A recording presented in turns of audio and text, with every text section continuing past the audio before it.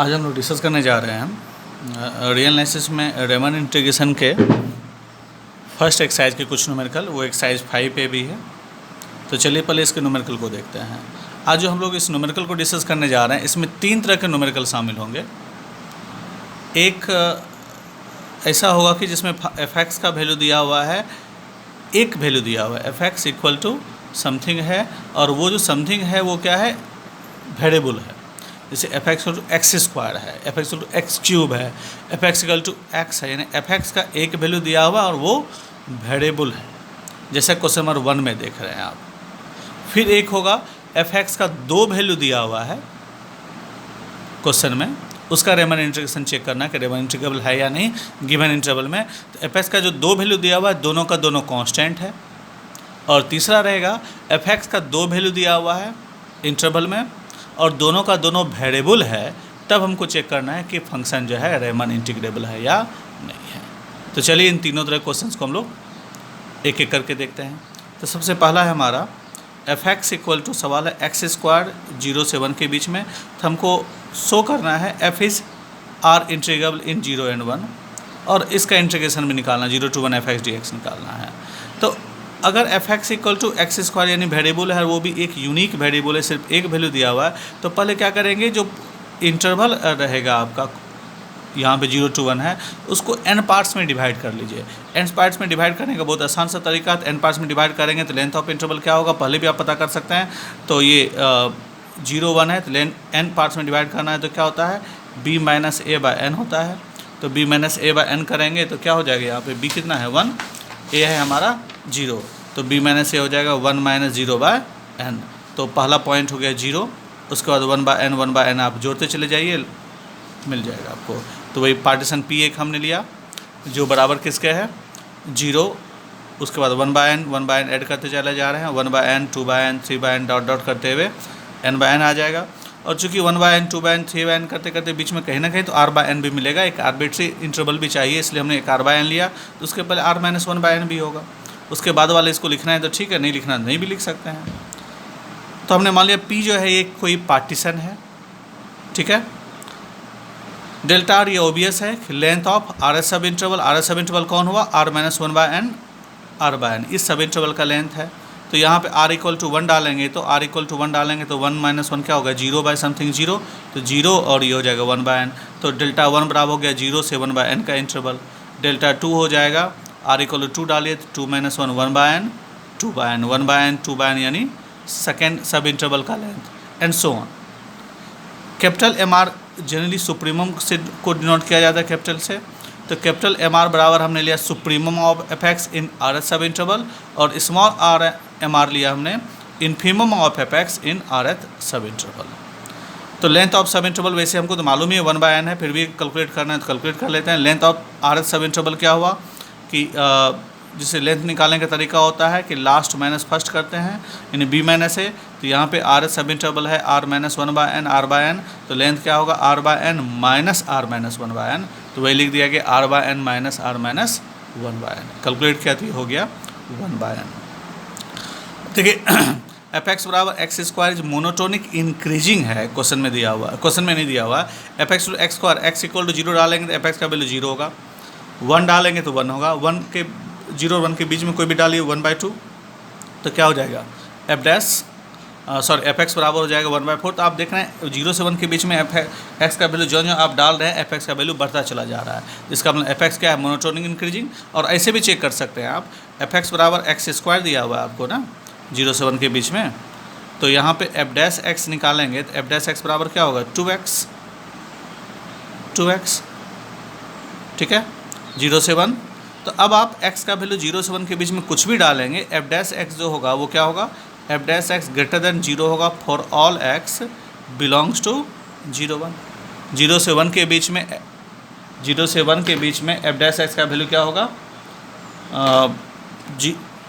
0 से 1 के बीच में एफ डैश एक्स का वैल्यू 0 होगा या 0 से बड़ा होगा। तो ये आपको मालूम है, अगर एफ डैश एक्स का value greater than equal to 0 रहे किसी इंटरवल में, इसका मतलब उस इंटरवल में फंक्शन क्या होता है, इंक्रीज कर रहा होता है।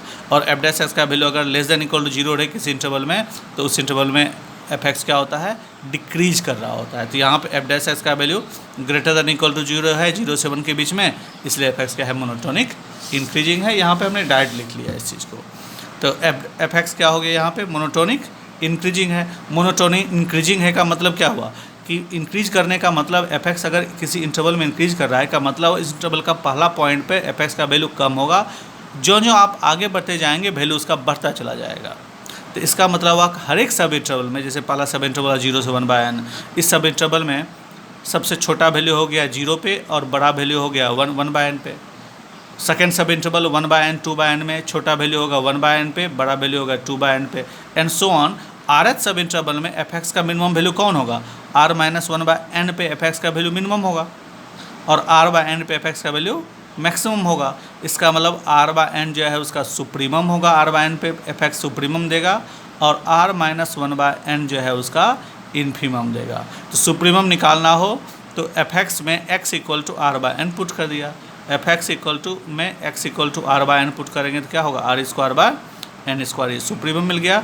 और इन्फीमम छोटा वैल्यू r-1/n पुट कर देंगे एफ एक्स में, तो ये हो गया r-1 का होल स्क्वायर/n²। ये सुप्रीमम और इन्फीमम निकल गया।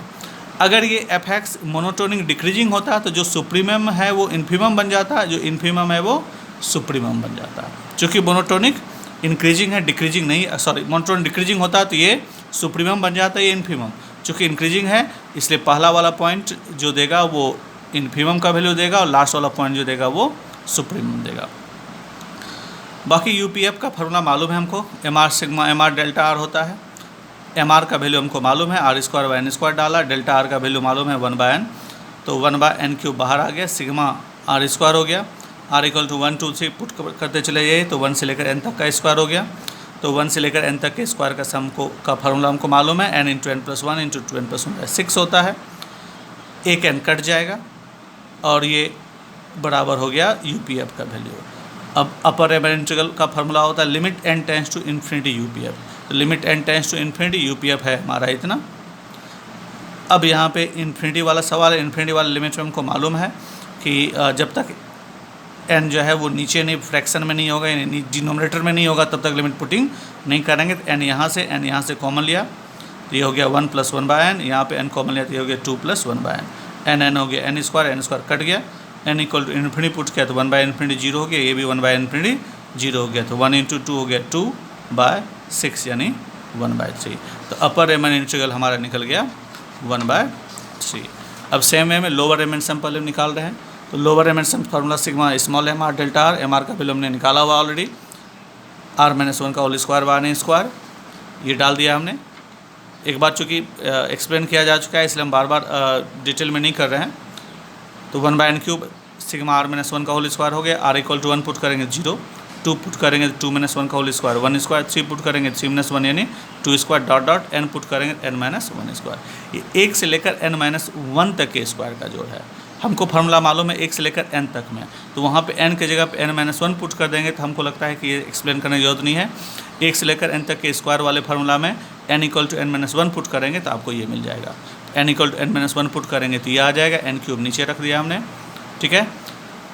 उसके बाद यही हमारा हो गया LPF में अब हम infinity n tends to infinity ले लेंगे तो ये हमारा मिल जाएगा लोअर रेमन इंटीग्रल। कैलकुलेट करने आ रहा होगा, n यहाँ पे ऑलरेडी एक कट जाएगा, n² बचेगा, n यहाँ से कॉमन लेंगे, एक n यहाँ से कॉमन लेंगे, n² कट गया तो हो गया 2/6 1/3। तो आपने जो लोअर रेमन इंटीग्रल निकाला और अपर रेमन इंटीग्रल का वैल्यू भी आपने देखा कि 1/3 है, तो लोअर रेमन इंटीग्रल अपर रेमन इंटीग्रल 1/3 है, इसलिए फंक्शन जो है वो रेमन इंटीग्रेबल है और उस इंटीग्रेशन का वैल्यू क्या होगा 1/3 जो आया है, अपर लोअर दोनों जो सेम आया वही उसका वैल्यू होगा। नेक्स्ट क्वेश्चन 7 नंबर बनाया हुआ है, लेकिन उसको हम डिस्कस अभी नहीं करेंगे, बाद में करेंगे। अब देखिए क्वेश्चन नंबर 2 भी उसी तरह का है जो अभी हमने क्वेश्चन नंबर 1 डिस्कस किया। f(x) = x³ यानी f(x) का एक वैल्यू दिया हुआ वो भी वेरिएबल है, तो आपको चेक करना है 0 से 1 के बीच में f जो है वो शो करना है कि f जो है वो r इंटीग्रेबल होगा पहला, और दूसरा चीज़ कि आपको फिर इस इंटीग्रेशन का वैल्यू निकालना है। मेरे ख्याल से शायद ये समझ में आपको आ जाएगा, इसलिए इसमें ज़्यादा डिस्कस नहीं कर रहे हैं, हम इसको छोड़ रहे हैं आपके लिए। नेक्स्ट थर्ड नंबर क्वेश्चन देखिए। थर्ड नंबर क्वेश्चन आ गया, given example of A bonded function. एक ऐसा एग्जाम्पल देना है जो बॉन्डेड हो, ऐसा फंक्शन का एग्जाम्पल देना है जो बॉन्डेड हो और आर इंटीग्रेबल ना हो। Bounded which is not R integrable in 0 से 1 के बीच में ऐसा फंक्शन का एग्जाम्पल देना है जो बॉन्डेड हो लेकिन आर इंटीग्रेबल नहीं हो। तो चलिए हमने एक फंक्शन f(x) लिया, कोई जो नहीं कि आप यही एग्जाम्पल लें, आप कोई भी ऐसा एग्जाम्पल ले सकते हैं जो बॉन्डेड हो लेकिन इंटीग्रेबल नहीं हो। तो यहाँ पर हमने एक फंक्शन f(x) लिया 0 से 1 के बीच में। f(x) बराबर हमने मान लिया 1 है जब x एक रेशनल नंबर है, और f(x) बराबर -1 है जब x एक इरेशनल नंबर है। यानी इसका मतलब x इक्वल टू 0 से 1 के बीच में कुछ भी डालिए, f(x) का वैल्यू या तो 1 होगा या तो -1 होगा। यानी f(x) का सारा एलिमेंट 1 या 1 से छोटा होगा, -1 या -1 से बड़ा होगा। इसका मतलब f(x) जो है वो क्या हो गया, बॉन्डेड हो गया। तो वही लिखा हमने, here we see that mod of f(x) यानी x का कुछ भी वैल्यू लीजिए, f(x) जो निकलेगा वो 1 या 1 से छोटा होगा। For all x belongs to 0 से 1 के बीच में सारे वैल्यू के लिए। इसका मतलब क्या हुआ, f(x) जो है वो क्या हो गया, बॉन्डेड हो गया। और इसी को हमने लिखा कि f(x) greater equal to -1 less than equal to 1 भी लिख सकते हैं, एक ही बात है। तो पहला पार्ट तो कंप्लीट हो गया, f(x) जो है वो क्या हो गया, बॉन्डेड हो गया। अब उसके बाद पार्टीशन।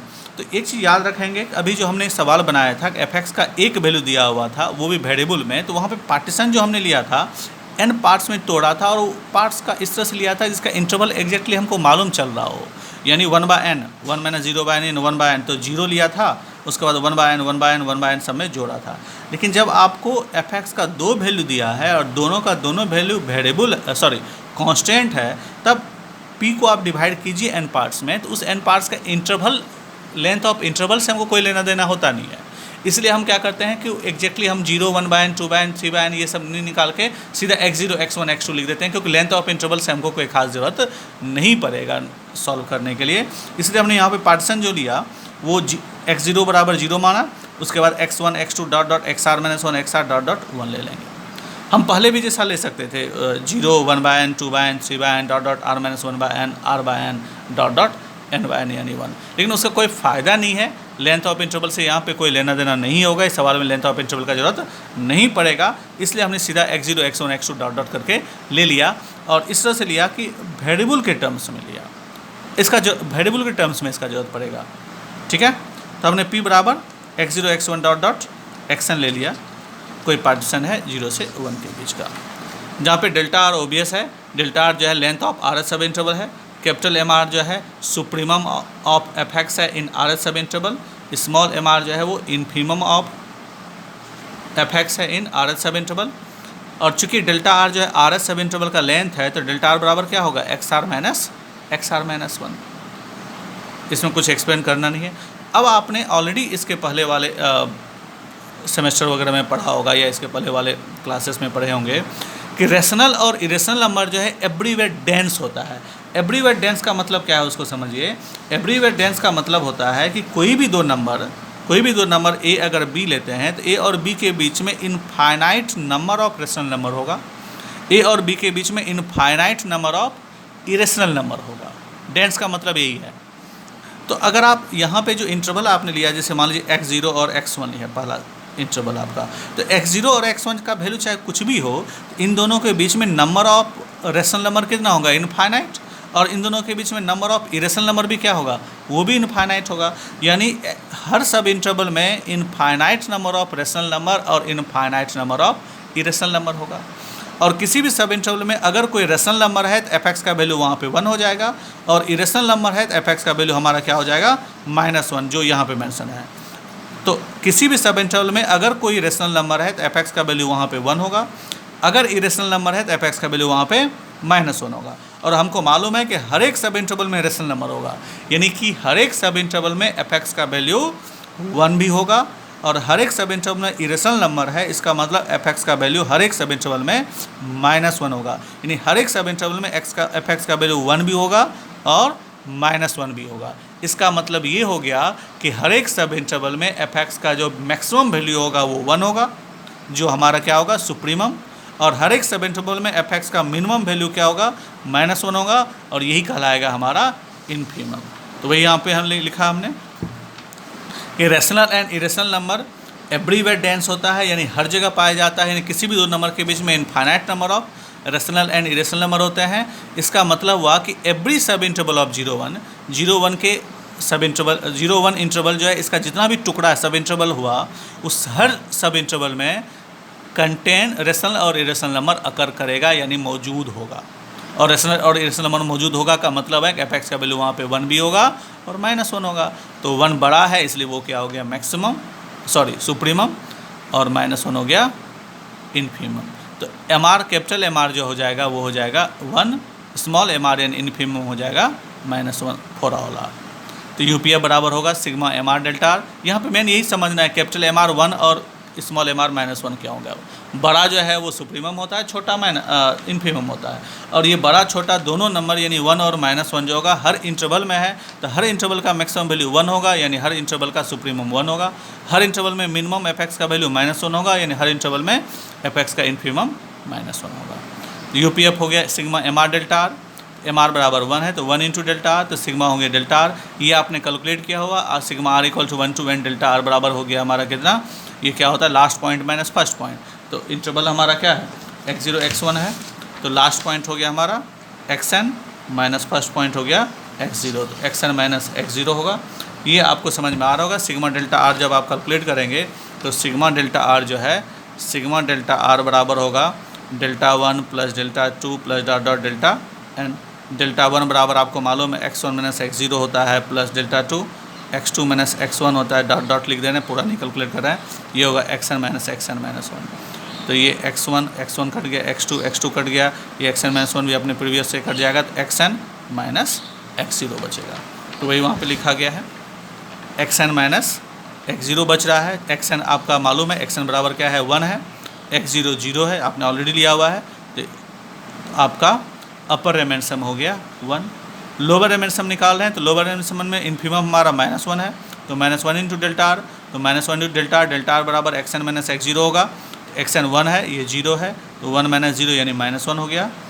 तो upper Riemann integral limit n tends to infinity UPF होगा। चूँकि UPF बराबर 1 है, n वाला कोई टर्म है नहीं, इसलिए इसका वैल्यू 1 ही हो जाएगा। लोअर रेमेन सम जब आप निकाल रहे हैं तो लोअर रेमेन सम जब आप निकाल चुके हैं तो लोअर रेमेन इंटीग्रल होगा limit n tends to infinity LPF। चूँकि ये -1 है, n वाला कोई टर्म्स है नहीं, ये -1 होगा।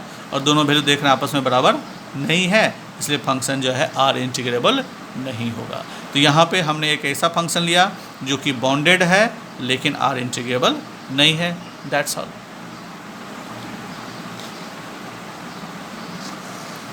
अब नेक्स्ट क्वेश्चन देखिए हमारा।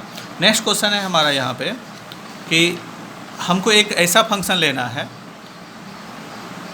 कि मॉड ऑफ fx जो है वो R इंटीग्रेबल हो लेकिन fx इंटीग्रेबल ना हो, यानी उस फंक्शन का मॉड R इंटीग्रेबल हो जाए लेकिन वो फंक्शन R इंटीग्रेबल ना हो।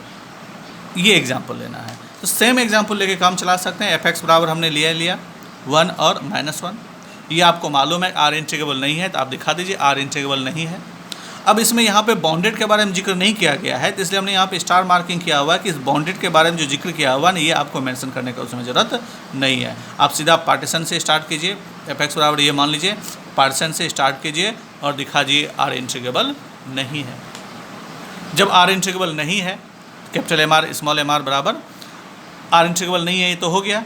अब आप बात करें मोड ऑफ fx, तो जब देखिए fx बराबर 1 है जब x रेशनल नंबर है और -1 है जब x इरेशनल नंबर है, तो मोड ऑफ fx क्या होगा, तो मोड ऑफ fx बराबर होगा मोड ऑफ 1 जब x रेशनल नंबर है, और मोड ऑफ fx बराबर होगा मोड ऑफ -1, मोड ऑफ -1 क्या होगा 1 जब x इरेशनल नंबर है। तो आप देख रहे हैं fx बराबर 1 हो रहा है जब x रेशनल है, और मोड ऑफ fx बराबर क्या हो रहा है, मोड ऑफ fx बराबर 1 हो रहा है जब x एक रेशनल है, और मोड ऑफ fx बराबर 1 ही हो रहा है जब x क्या है इरेशनल है। यानी इरेशनल और रेशनल दोनों में मोड ऑफ fx जो है वो क्या हो रहा है 1 हो रहा है।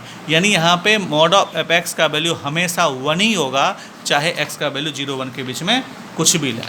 इसका मतलब ये हुआ कि मोड ऑफ fx का वैल्यू हमेशा 1 होगा, x का वैल्यू चाहे जो भी हो। इसका मतलब आपका सुप्रीमम भी 1 होगा, इन्फीमम भी 1 होगा, यानी हर सब इंटरवल में मोड ऑफ fx का वैल्यू 1 ही रहेगा, 1 के अलावा कुछ हो नहीं रहा है। तो इसका मतलब सुप्रीमम भी 1 होगा, इन्फीमम भी 1 होगा। तो चलिए अब निकालते हैं upper M mod of F का। Upper M mod of F का होगा sigma M R delta R, 1 into delta R बराबर हो गया 1।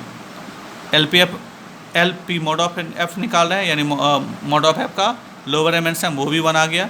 अपर एम इंटीग्रल निकालेंगे, limit n tends to infinity लेंगे तो 1 आ रहा है, लोअर एम इंटीग्रल भी 1 आ रहा है। Upper M integral and lower M integral दोनों आपस में क्या है, इक्वल है, इसलिए मॉड ऑफ एफ जो है वो आर इंटीग्रेबल है 0 से 1 के बीच में। लेकिन इसके पहले हमने ऑलरेडी दिखा दिया कि एफ जो है आर इंटीग्रेबल नहीं है। तो ये एक ऐसा एग्जाम्पल हो गया जो आर इंटीग्रेबल नहीं है, लेकिन उसका मॉड जो है वो आर इंटीग्रेबल है। 5 नंबर क्वेश्चन सेम तरह से है तो बन जाना चाहिए, इसको हम छोड़ दे रहे हैं। अब 6ठा नंबर क्वेश्चन पे आते हैं। अब देखिए 6 नंबर क्वेश्चन जो है हमारा है, 6 नंबर क्वेश्चन अब आ गया एफ एक्स का 2 वैल्यू है, दोनों का दोनों वैल्यू वेरिएबल है। एफ एक्स का 2 वैल्यू है, दोनों का दोनों वैल्यू क्या है, वेरिएबल है। तो आपको निकालना है लोअर एम इंटीग्रल, अपर एम इंटीग्रल और चेक करना है कि यानी शो करना है कि एफ इंटीग्रेबल नहीं है। तो चलिए यहाँ पे हम लोग देख रहे हैं एफ एक्स का 2 वैल्यू दिया हुआ, लिख दिया हमने, एक्स जब रेशनल है, एक्स स्क्वायर जब इरेशनल है। अब आपको ये पता करना होगा कि रेशनल में तो x दिया हुआ और इरेशनल में एक्स स्क्वायर दिया हुआ है, इंटरवल में कहाँ पे 0 से 1 के बीच में।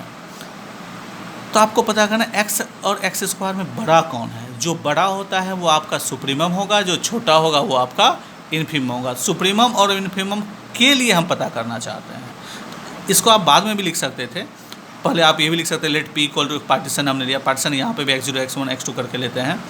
Capital M R least upper bound है, स्मॉल एम आर क्या है, ग्रेटेस्ट लोअर बाउंड है, ठीक है। तो उसके बाद आप इस चीज़ को लिख सकते हैं। यहाँ पे चूँकि पहले लिखा गया है इसलिए कोई दिक्कत नहीं है, यानी आप पहले यहाँ तक लिख लीजिए, पहले इसको मत लिखिएगा, पहले आप इसको बाद में लिखिएगा। पी लिख लीजिएगा, M R capital M R लिख लीजिएगा, डेल्टा आर लिखना है डेल्टा आर भी लिख लीजिएगा, डेल्टा आपको मालूम है एक्स आर माइनस 1 होगा। उसके बाद यहाँ पे लिख लीजिएगा, एम आर के बाद लिखिएगा इसको। तो यहाँ पे आप देख रहे हैं कि x माइनस एक्स स्क्वायर जब हम निकाला, किसी को घटा दिया हमने, तो x इंटू 1 माइनस एक्स हो गया। तो अब आपको चेक करना है कि x माइनस एक्स स्क्वायर में 0 से 1 के इंटरवल में कहाँ कौन इंटरवल, किस सब इंटरवल में 0 से 1 के बीच में कहाँ x बड़ा है और कहाँ एक्स स्क्वायर बड़ा है।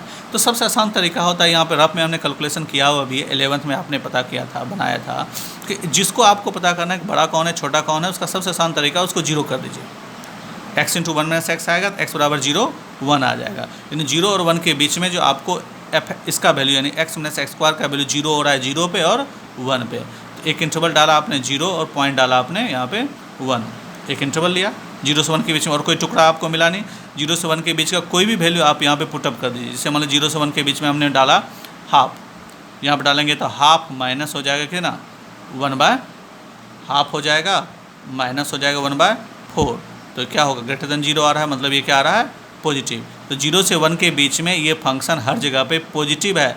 हर जगह पे पॉजिटिव है का मतलब क्या हुआ, x हर जगह पे बड़ा है, एक्स स्क्वायर हर जगह पे छोटा है, यानी हर एक सब इंटरवल में सुप्रीमम जो हो गया वो x हो गया, और एक्स स्क्वायर हर जगह पे छोटा है तो हर एक सब इंटरवल में इन्फीमम जो हो गया वो एक्स स्क्वायर हो गया। तो वही लिखा हमने, सुप्रीमम x हो गया, इन्फीमम एक्स स्क्वायर होगा। ये आपको ध्यान में रखना होगा, ये कैलकुलेट करके निकालना होगा। 0 से 1 के बीच में हर जगह पे, और स्मॉल एम आर हो गया एक्स स्क्वायर 0 से 1 के बीच में हर जगह पे। और यहाँ पे वही चीज़ लिखा गया, चूँकि रेशनल पे x है, इरेशनल पे एक्स स्क्वायर है, तो उसी चीज़ को रिपीट किया जो पिछले क्वेश्चन में था कि rational and irrational number everywhere dense होता है, इसलिए हर एक सब इंटरवल जो है वो रेशनल और इरेशनल नंबर कंटेन करेगा। इसमें कुछ एक्सप्लेन करना नहीं। जब आपको पता चल गया इन्फीमम और सुप्रीमम, तो निकाल लेते हैं, डायरेक्ट निकाल लेते हैं। यहाँ पे जहाँ पे वेरिएबल के टर्म्स में अगर आपको वैल्यू दिया रहे ना, तो वहाँ पे एलपीएफ और यूपीएफ निकालने का जरूरत नहीं भी है, वहाँ पे direct upper remain integral and lower remain integral निकाल सकते हैं। तो डायरेक्ट हमने अपर रिमेन इंटीग्रल निकाल लिया। तो अपर रिमेन इंटीग्रल का फॉर्मूला होता है 0 to 1, जो भी इंटरवल में रहेगा 0 to 1 x dx, यानी capital M R D X. उसका फॉर्मूला होता है 0 to 1 capital M R into D X. तो कैपिटल एम आर चूँकि यहाँ पे x है तो x dx हो गया, तो x dx हो गया हमारा कि ना एक्स स्क्वायर बाय 2, इंटीग्रेट किया तो 1/2 हो गया। यहाँ पे लोअर एम इंटीग्रल हो गया small M R D X, small M R बराबर एक्स स्क्वायर है, निकाला तो ये 1/3, दोनों बराबर नहीं है, इसलिए फंक्शन जो है आर इंटीग्रेबल नहीं होगा। तो ये हो गया हमारा कंप्लीट 6 नंबर। अब आ जाइए 7 नंबर। 7 नंबर अच्छा क्वेश्चन है। वापस आते हैं क्वेश्चन नंबर 7 पे हम। अब क्वेश्चन नंबर 7 को देखिए यहाँ पे ध्यान से। क्वेश्चन नंबर 7 में क्या है, एफ एक्स बराबर एक्स है जब एक्स एक रेशनल नंबर है, और एक्स स्क्वायर 1 माइनस एक्स है जब इरेशनल नंबर है। तो यहाँ पे हमने वही सवाल को रिपीट कर दिया है, कुछ खास किया नहीं इस स्टेप में। और फिर से यहाँ पर आप इस चीज़ को पहले लिख सकते थे कि let P equal to partition जो है वहाँ पे कहीं पे लिखा हुआ है let integral divided into finite. यहाँ पार्टीशन का नाम भी नहीं लिखा, लिख दिया interval divided into finite number of subinterval. आप चाहें तो पार्टीशन का मेंशन कर सकते हैं, ऐसा कोई दिक्कत नहीं है। ठीक है ओके।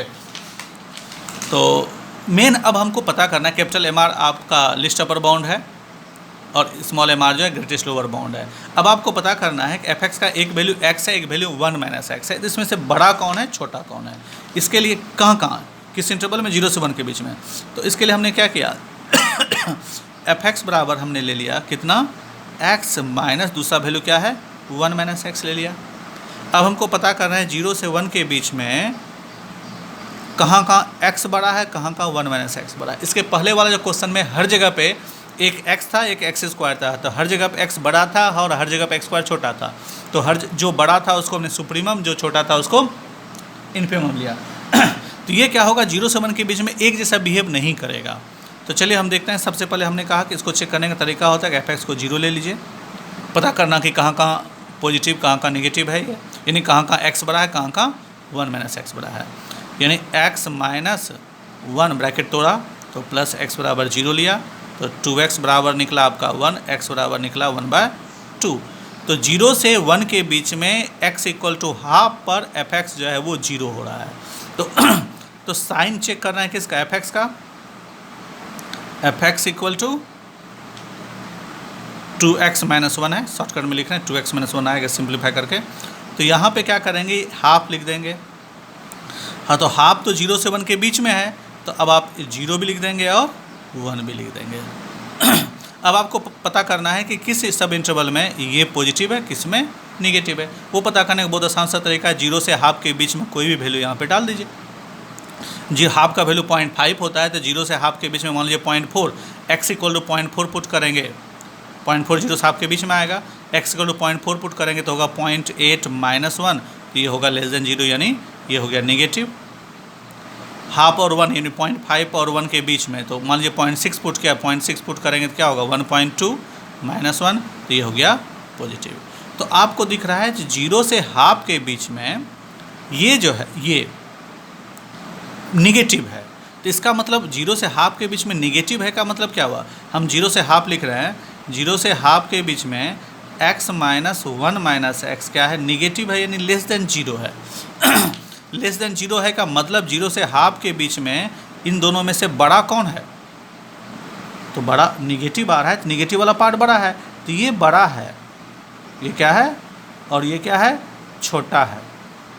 तो 0 से हाफ के बीच में 1 माइनस एक्स बड़ा है, x छोटा है, तब ना छोटे में बड़ा घटाया तो निगेटिव आया।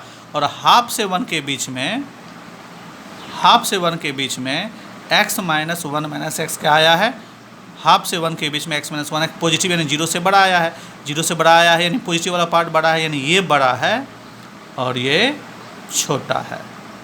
तो इसका मतलब हुआ कि 0 से हाफ के बीच में जो बड़ा है यानी कौन, 1 माइनस एक्स, तो ये हो जाएगा कैपिटल एम आर सुप्रीमम, और ये हो जाएगा स्मॉल एम आर, कहाँ पे, 0 से हाफ के बीच में।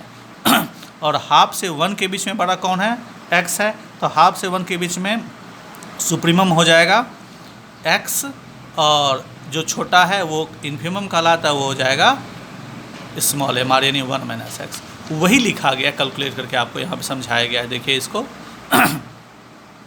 x minus 1 x, sorry x minus 1 minus x 0 से छोटा है, 0 से हाफ के बीच में, और x माइनस 1 माइनस एक्स 0 से बड़ा है, हाफ से 1 के बीच में, जो कैलकुलेट करके बताया गया था। इसका मतलब कैपिटल एम आर क्या हो गया, कैपिटल एम आर आप यहाँ पे देख रहे हैं, कैपिटल एम आर जो है 0 से हाफ के बीच में 1 माइनस एक्स है, और हाफ से 1 के बीच में x है, तो वही कैपिटल एम आर का वैल्यू लिखा गया। यहाँ पे देखिए कैपिटल एम आर का वैल्यू लिख दिया गया है 1 minus X, capital M R का वैल्यू लिख दिया गया 1 माइनस एक्स 0 से हाफ के बीच में, और कैपिटल एम आर का वैल्यू लिख दिया गया है एक्स, बड़ा है ये, एक्स लिख दिया गया हाफ से 1 के बीच में। इस स्मॉल एम आर क्या है, स्मॉल एम आर 0 से हाफ के बीच में स्मॉल एम आर जो है वो एक्स है, एक्स लिख दिया गया। हाफ से 1 के बीच में स्मॉल एम आर कितना है 1 माइनस एक्स, तो 1 माइनस एक्स लिख दिया गया। तो यही चीज़ आपको ध्यान से समझना है। तो अब आप अपर रिमेनिंग इंटीग्रल निकाल रहे हैं। तो अपर रिमेनिंग इंटीग्रल जैसे हमने बताया था कि अपर रिमेनिंग इंटीग्रल आपको बराबर क्या होता है, ये बराबर होगा 0 to 1 F X D X. तो ये बराबर हो जाएगा 0 to 1 F X D X, यानी ये हो जाएगा 0 to 1 capital M R into delta X यानी डी एक्स। तो 0 से 1 के बीच में कैपिटल एम आर का वैल्यू यूनिक नहीं है, कैपिटल एम आर का वैल्यू एक जगह पे 1 माइनस एक्स है, एक जगह पे एक्स है, इसलिए उसको हमको तोड़ना पड़ेगा। तो 0 से हाफ में कैपिटल एम आर का वैल्यू कितना है 1 माइनस एक्स, तो वो लिख दिया हमने डी एक्स, प्लस हाफ से 1 के बीच में दिखाई पड़ रहा होगा आई होप कि हाफ से 1 के बीच में कैपिटल एम आर का वैल्यू कितना है स्मॉल एक्स, तो वो लिख दिया x small x D x, वही लिख के इंटीग्रेट कर दिया गया। 0 से हाफ के बीच में capital M R 1 minus X, half से 1 के बीच में एक्स, इंटीग्रेट करके कैलकुलेट कर लेंगे, तो कैलकुलेशन चेक कर लेंगे, तो ये 3/4 आ रहा है। फिर लोअर रिमेनिंग इंटीग्रल निकाल रहे हैं तो वो होगा small M R D X. Small M R 0 से हाफ के बीच में तोड़ना पड़ेगा, सेम तरह से एक्सप्लेन नहीं कर रहे हैं इसलिए हम, एक्स डी एक्स हो गया, फिर हाफ से 1 के बीच में 1 माइनस, सेम तरह से तोड़ना पड़ेगा इसको भी। तो लोअर रिमेनिंग इंटीग्रल 0 to 1 जो है एफ एक्स डी एक्स, ये बराबर हो जाएगा 0 to 1 small M R D X. Small M R 0 से हाफ में कुछ और है, प्लस हाफ से 1 के बीच में कुछ और है, तो 0 से हाफ के बीच में एक्स है तो एक्स लिख दिया, यहाँ पे 1 माइनस एक्स है तो 1 माइनस एक्स लिख के इंटीग्रेट किया, ये 1 आ गया और ये 3/4 आया। दोनों आपस में इक्वल नहीं है, इसलिए फंक्शन जो है रिमेनिंग इंटीग्रेबल नहीं होगा। That's all. यहाँ पे अब कॉस एक्स और साइन एक्स, ये भी सेम तरह क्वेश्चन है कि एफ एक्स का 2 वैल्यू दिया हुआ है, दोनों वैल्यू वेरिएबल है, तो दोनों वैल्यू वेरिएबल है तो हमने लिख दिया पी पार्टीशन लिख दिया गया है, और डेल्टा आर मान लिया है length of subinterval, small M R infimum, capital M R supremum. अब आपको चेक करना है cos X minus sine X 0 से π/4 के बीच में कौन बड़ा है कौन छोटा है। तो कॉस माइनस साइन एक्स आपको मालूम है 0 से 45 डिग्री के बीच में कॉस बड़ा होता है, कॉस बड़ा होता है यानी cos minus sine x positive होगा, तो डायरेक्ट लिख दिया गया। इसमें बहुत आसान सा, इसलिए हम ज़्यादा एक्सप्लेन इसको कर नहीं रहे हैं। सेम वे में आप इन्हें इसको कैलकुलेट कर लिया और upper remaining integral lower remaining integral निकाल के देखा, दोनों आपस में इक्वल नहीं है, इसलिए फंक्शन अनइक्वल नहीं है। आई होप कि आपको ये समझ में आ रहा होगा। इसके बाद भी अगर बाय द वे कुछ प्रॉब्लम है तो फिर मैं नेक्स्ट वीडियो में इसको एक्सप्लेन करने की कोशिश करूँगा। Thank you.